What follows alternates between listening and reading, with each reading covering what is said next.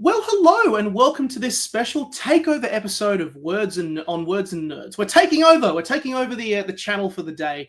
I'm Nick Wasiliev. I'm recording today on beautiful Awabakal country in beautiful Port Macquarie. You can normally catch me on another show on the Words and Nerds channel if my voice sounds familiar, which is, of course, Date with a Debut. But I'm especially excited today because I get the chance to dive into another book from a certain author called Chrissie Bellbrae. Her debut, The Florentine Quilt, was published by Silver Magpie Press, which came out in January this year. And she's here with me now. We're going to do a deep dive into the book. We're going to discuss some mild spoilers and plot points. We won't spoil the ending. But if you are listening and you have heard of Chrissie and this amazing book, or if you're curious and you want to find out more, I suggest you get a copy right now down in the description, or at least get one very, very soon after this chat. Chrissie, welcome to Words and Nerds. Thank you, Nick. I'm coming to you from Wadawurrung country, way down south in Victoria. So thank you for having me.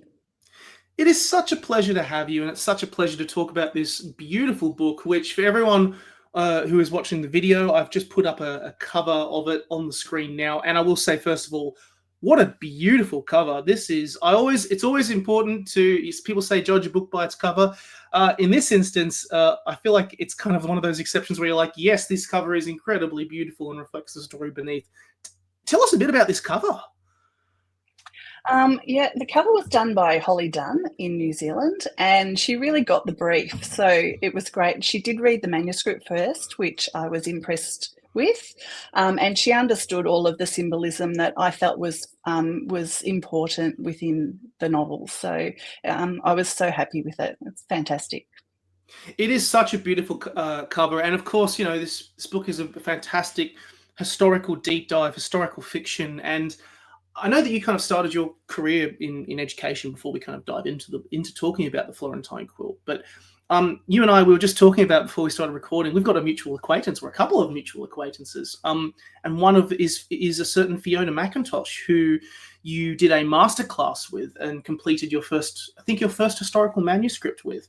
And the moment that I found out about that, I went, oh, it makes sense now. All of it makes sense now, because the first thing that really stood out in this book to me, and I want to give you your flowers too, is there's a lot of research in this book, and it is very much from that similar ilk.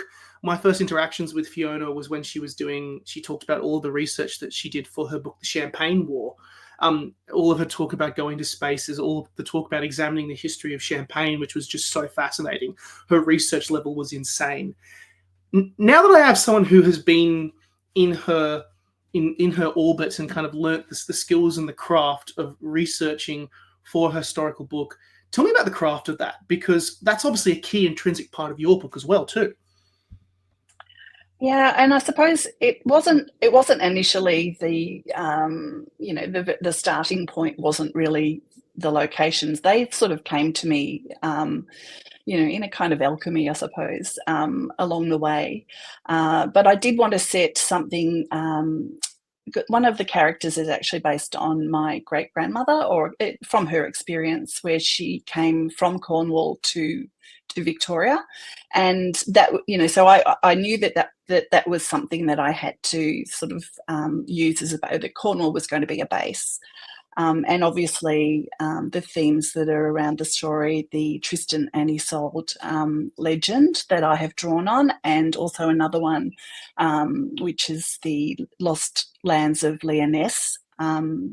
That's the tale also that are based in Cornwall. So Cornwall was very important. So that's one of the locations. Obviously, the quilt is called the Florentine Quilt. So Florence is very important too, and that is actually where one of the quilts, the real quilt, because this is actually based on tangible quilts. So they became sort of the basis. This is actually a really great segue into kind of another question I wanted to ask you before we dived into the book itself, which is that, actually talking about these quilts, these are real artifacts, and you yourself have had a lifelong interest in art and textiles, and you even have done some discussions where you've talked about tales from your family and your grandmother that kind of were a key part of the building of that. And of course, as you alluded to, part of your own family history is an intricate part of this story. And I kind of want to dive into that a little bit more if I can, because where did that sort of come from, and how did you get from that to then pivoting over to these really interesting medieval quilts and Celtic and Arthurian legends that inspired the Florentine quilt? There were several. I mean, I'm not a planner at all. It's everything comes to me in just sort of little ideas. So it was just a series of small ideas that somehow I had to tie together. And I'd always been curious about the past. So I'd asked my grandmother from a young age. I had asked her everything about when she was growing up. What was it like in the olden days? And that's how, the Cornwall part, she didn't know too much about that because she was actually born here. But she was born in Walhalla, which is the place that the ancestor I was previously speaking about, she came from Cornwall to the mining town of Walhalla. So Walhalla was always something that was quite familiar with me. And, there's certain incidents that happened within her life in Walhalla that I suppose in some way I wanted to reflect on, and that was part of it. The other thing was I was very interested in the whole idea of, and I think in probably I'm very influenced by Kate Forsyth and her the weaving of folk tales into the story, and that became such a thing for me that I decided it had to be an Arthurian tale. I don't know why, it was just that was what it was. And interestingly enough, I've always liked the name Tristan. So it was the Tristan and Isolde story. I wanted a love triangle, and that was where I was going with that one. And the rest kind of all fell together as it does on the journey from start to finish.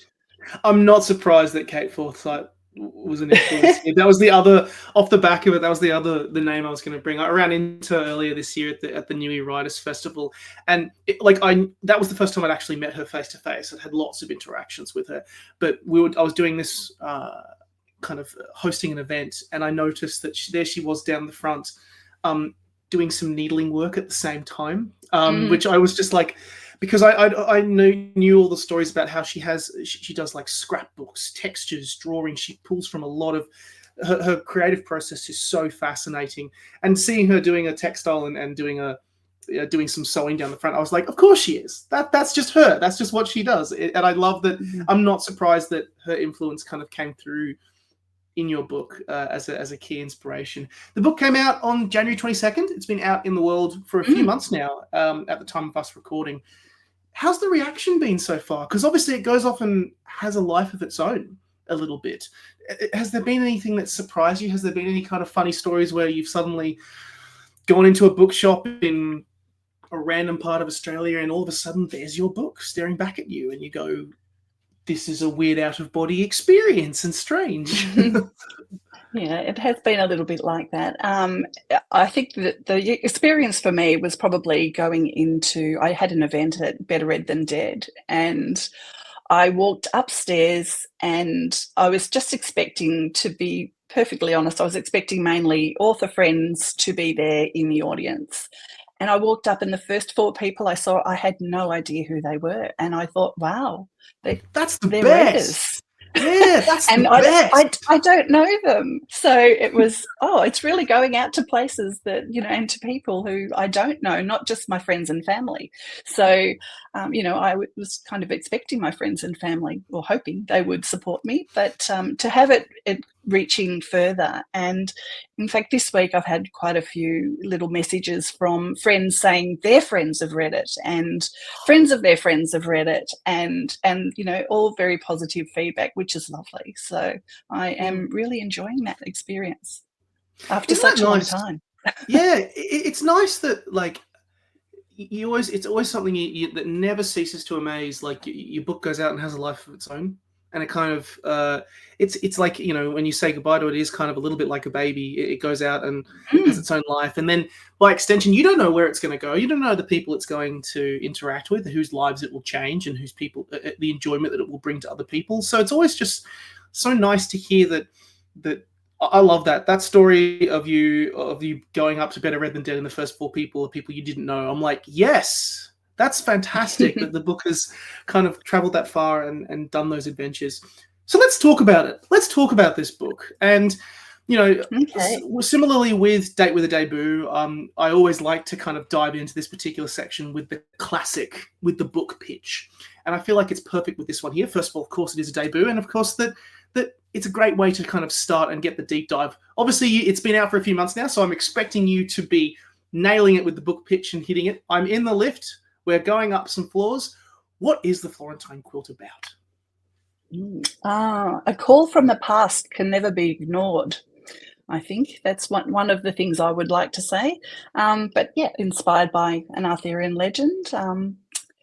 It is the story of three women connected in time to a medieval quilt and an ancient tale of forbidden love.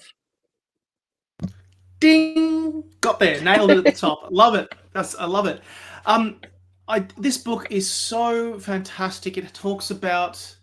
There's a lot of elements of women's stories being forgotten to time, incomplete lives that have been affected by, well, the systems of the time, frankly. There's a lot of the price of love, for example, of forbidden love, of hidden moments in time. It kind of reminded me a little bit earlier this year. I was chatting with Madeline Cleary on her book, The Butterfly Women, and she kind of dives into similar stories around specifically colonial Melbourne and the amazing women's stories that kind of came out of the world of Little Lon in that particular part of the world. But I think it's ultimately what I love about this book particularly is that it really highlights the true value that these stories have and how much they are needed, and that they should be more front and center as part of the tapestry of history, pardon the pun. What is kind of first of all, I kind of something that I didn't really know a huge amount about is the significance of quilts and how they're used to depict Celtic folklore.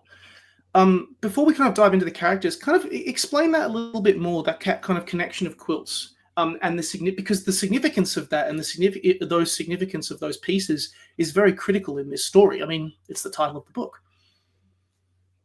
It is, and I mean the actual quilts, as I referred to before, there's two quilts. The Tristan quilt, which is in the Victoria and Albert Museum in London, and there is one called the Caperta Guicciardini, or the Caperta di Usella, which is the term that's the name I've used throughout the novel. And they were actually made in the 14th century in Sicily, and it was quite common for wealthy families to put themselves into a legend and make them the hero. So, this was something, to show their wealth and power it was something that they did.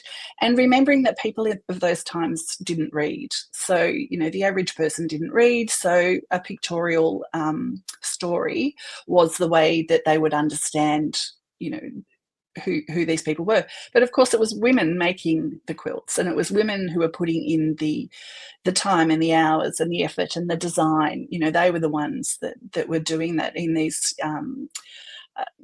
these places. They were the ones who were sitting there doing the work.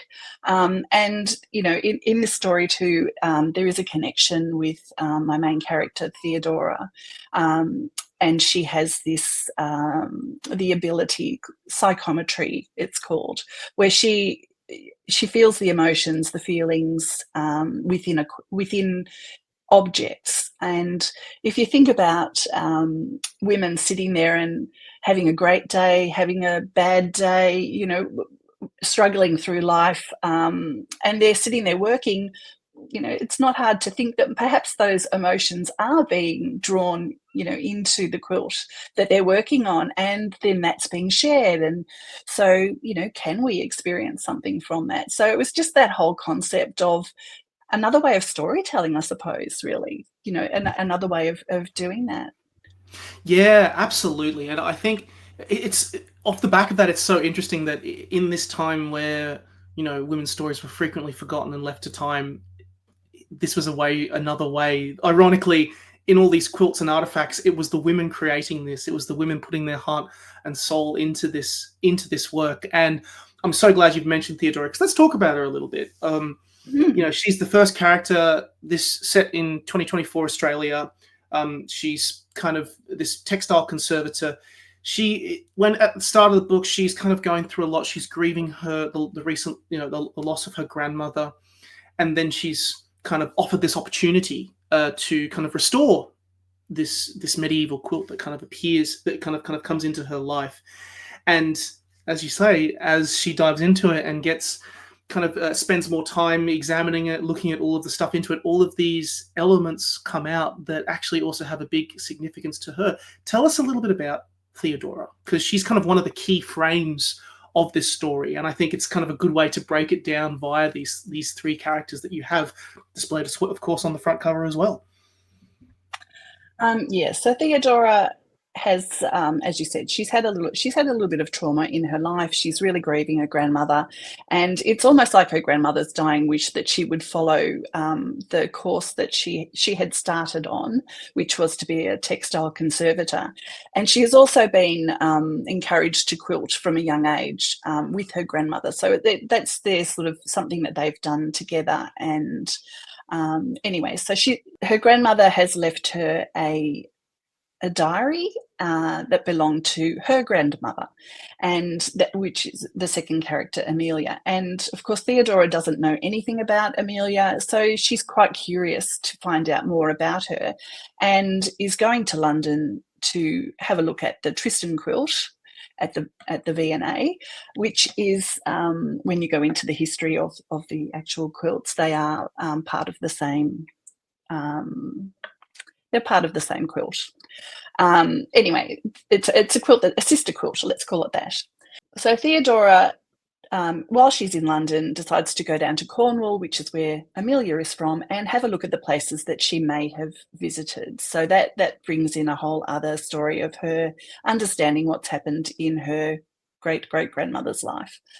So Theodora, while she's working on this quilt, she's becoming more and more involved in the connection with Tristan and Isolde, and also with another tale, the one that I mentioned earlier about the lost lands of Lyonesse.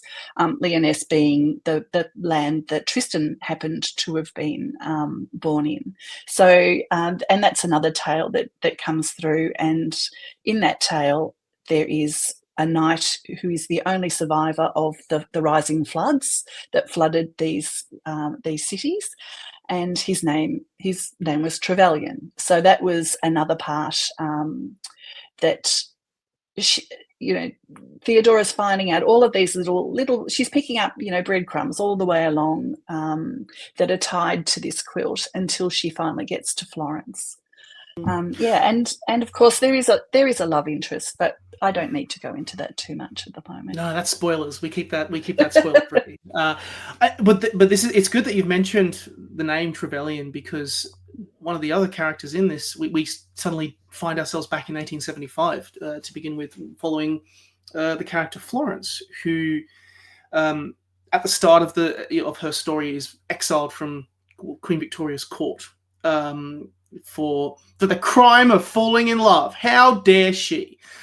Which is just, and she finds herself traveling to Italy, which of course where the name is, where we start to kind of the story starts to weave together, and finds herself around Mount Etna. And I really loved following Florence as well, because she starts working on this garden. She kind of starts to work on and kind of create this new life for herself after being exiled from the court. But of course there's that incomplete element in there, which is that love interest, that love element that was a key part of her life as well. Tell me a little bit about Florence and where she kind of dovetails into this story. Well, initially, Florence wasn't part of the story. I was writing a dual narrative. That was that was the plan. But as these things, as I said to you, little things cropped up along the way. And when I had this legend that I was talking about, the Trevelyan legend. And then when I was looking at the research for the quilt, I found out that it was made in Sicily. That was where it was possibly made. I'm going into the research. That's what they believe. And Florence, we were actually traveling to Sicily around this time. So I had been to Florence. I did the research there, as we talked about earlier, very much in the Fiona McIntosh School of Research, and went around on the foot, went into the museums and looked at everything and really got a feel for the place. And also I was traveling to Sicily. So when I went to Sicily, this lovely place called Taormina that many people would have heard about and possibly seen on White Lotus season 2, there happened to be a woman called Florence Trevelyan, and I thought, well, that's just a little bit too interesting. And the story that she had she's a real person, or she was a real person.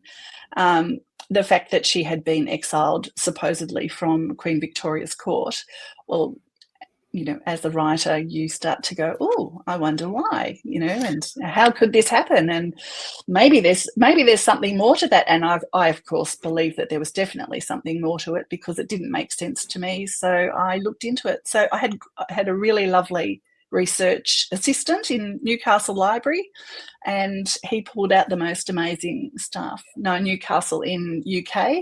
Oh, disappointing. I was like, yes, what? Sorry, not your Newcastle. No, the other Newcastle. And he was fantastic, just pulling out all the parts of her diary, letters, and I really got the feel of Florence as a person. And I think she was a really interesting person, but there's not much known about her, other than supposedly, if you go to Taormina, she does have a garden that was part of her original land holding. And that is, I think, attributed to her. But she's also they still pull out this rumor that she had an affair with naughty Bertie, Edward VII, and I don't believe that for a second. Oh, I love it that while you were traveling that she kind of just emerged for you. I think that's like it's kind of the universal, like, oh yes, of course, if something sticks in, like a character or a historical figure emerges into a particular story, of course you're going to naturally gravitate towards it, and then once it's etched in there, you won't be able to change it. You won't be able to get it out until you get it on the page. I couldn't not have her in it. It was like she was saying, hello, excuse me, I'm part of this story too. And initially I couldn't see how she was part of the story, but she is, and she's a very important part of the story. So I'm glad she stuck her hand up. The last person I want to shout out, of course, is we then travel to a couple of years into the future, about just over 20 years later, and we find ourselves with the grandmother, with Amelia, who at the time of us, when we meet her, she's heading from Cornwall. She's about to join her husband, who has gone around the other side of the world, about to embark on seeking his fortune in the gold rush in Victoria, which, of course, for the readers, is a very important part of connecting all the dots between these three women. I don't know what it is, but maybe I just really gravitated towards Amelia the most. I don't know why. It was whenever she came back, it was such a joy, because I mean, she's a very interesting character. She's a healer. She's gifted. She's capable. She's brilliant. And of course, there's also the subtext around her husband as well. And then a certain figure re-enters her life at this time as well. Tell me a little bit about her, because obviously she really helps the readers connect the dots in this story. She's a very critical part of it. No, I did love writing Amelia too. I must admit, she was the one that was. It shows. I mean, she came to me. She came to me first. She was the one. She was really the base. She was the past part of the story initially, and that was, you know, tying in with the Cornwall legends and everything. So she was the part that I really wanted to write, and then the other bits and pieces came to me. I mean, just even the fact that when I was searching for, you know, an implement that could go all the way through the story. And I found the Tristan quilt, and the fact that it was, you know, based on Tristan and the Cornish story and the King of Cornwall. I mean, he was in love with the King of Cornwall's wife. All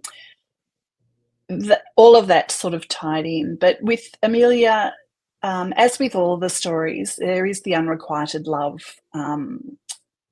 theme running through the novel, and that was another, you know, the love triangle, the unrequited love, and I felt that they all had to be different. They couldn't be exactly the same, but I did want them to have that similarity with the Tristan and Isolde story, because that, referring back to the quilt, and I needed all of that to tie in together. But Amelia, I was always been fascinated by a little bit of the esoteric and, you know, herb lore, and the fact that there were these women in small communities who were the, you know, the lifeblood, really. You know, they were the ones you went to if you were hurt or needed a balm, or whatever you needed for a potion, to a tonic. You know, they were the ones that you went to. But then they were often the first ones who were shunned in a community too, because they were different. And I think that's another part of the story. Each of these three women, you know, they have a difference which makes them stand out a little bit from the norm. You know, if we talk about the norm, but you know, they each had these quirks to their character or their personalities or their abilities that made them stand out, and they were different. And it's that sort of story that really appealed to me. The fact that, you know, she could be, you know, we could see her as a kind person. Amelia, I'm talking about, we could see her as a kind person, a caring and nurturing person, but she could be so isolated within a community for whatever reason, you know, moral standards, or whether it was, you know, just dislike or envy or jealousy or whatever it is, superstition even. And I mean, that happens too with Amelia. But that was where I was really heading with that character. And again, I mean, the characters just surprise you. They tell you what they want, and she did as well. It's so funny, it's interesting that you kind of talk about how that healer element, because it is there's so many paradoxical elements that these women were needed and critical, and yet society was not kind to them in terms of how they were treated. And I'm really glad you kind of bring up all of that interesting research that you kind of did into the work that Amelia did as a healer, because I kind of also wanted to highlight, I mean, we will stay spoiler free of the ending. Long and the short of it, if you're listening to this, go get the book, because the book has a lot of very lovely surprises that I will not spoil. But I will highlight one thing that is at the end of the book, which is your endnotes about the actual research that you kind of put in. You talk about the research and also your journey to publication a little bit as well, and how much kind of went into this. I have no question to add here. I just wanted to, it was more of a tip of the hat and shout out, because I thought the inclusion of said research was really, really important. It gives more dimension to the story of the book a little bit more, to actually see that process. Oh, thank you. Yeah, no, I love reading end notes. I mean, sometimes I read them first, and that can be a bit of a spoiler. So I was a little bit worried that I would spoil things in my end notes, but I find them helpful. And, you know, because it's all about, when you write historical fiction, you obviously love history. So, and that's where there will be a point where the story has come from some event or a person. And I always want to know more about them. And really, if readers look at it and think, wow, I want to know more about the Guicciardini Caperta or the Tristan quilt, if they want to know more about that, you know, there's certainly places you can go to have a look at it. So, yeah, thank you. Absolutely. Out of curiosity, you for this book, it was a exploration for yourself. It was a but also a dive into history. It was touching on subject matter and things that have been a key part of you as a person and key parts of things that you enjoy. Where does it sit with you now in terms of Chrissie the person? What did it kind of teach you? Was there any kind of point of understanding or realization about any of these particular subjects that you now look on differently, having sat down and written a story about these three incredible women? I think it really did make me see how many times in history women's stories have been overlooked, and I mean, stories like I look at my family, and I mean, this is where a lot of my stories come from family research, where I've looked within the gaps in history and tried to work out, for example, how did they get from A to B, and why did they go there, and what was going on in the world at the time to make somebody make that decision to do whatever it is. But to be able to look at that and then think, my family are fairly ordinary. We don't have any, superstars in the family, anyone of any notoriety at all. We're all just average, run-of-the-mill people. But they all had stories, and the stories have to be passed down somewhere. And if you don't know your past, you don't have that connection. And I think about the stories that I learnt from my grandmother that she would have told me, that she would have heard from her mother. Once I'm not here anymore, if I don't tell those stories, if I don't pass those stories on to the next person, they're not going to know that either. So, it's just that whole, I suppose the oral tradition is the first part of storytelling that I loved. And, this is another way. And I was so keen to be able to put something into a book that was maybe going to last a little bit longer than me, and to be passed down. And it's not my family story, but it's a story that I really have a connection with, and it shows something of me. It's a legacy that I can leave, just like the legacy of your family stories. I think that's a great answer to that question, because it is true. There have been so many stories lost to time, and if the Florentine Quilt can be a small brick in the process of kind of giving people the opportunity to see those new voices. I mean, I think of other books that have come out. I mean, we mentioned the Butterfly Women, but also even the Dictionary of Lost Words, which talked about like Pitt Williams's book that kind of showed all the amazing words that had been lost and forgotten in that past as well, highlighting forgotten history.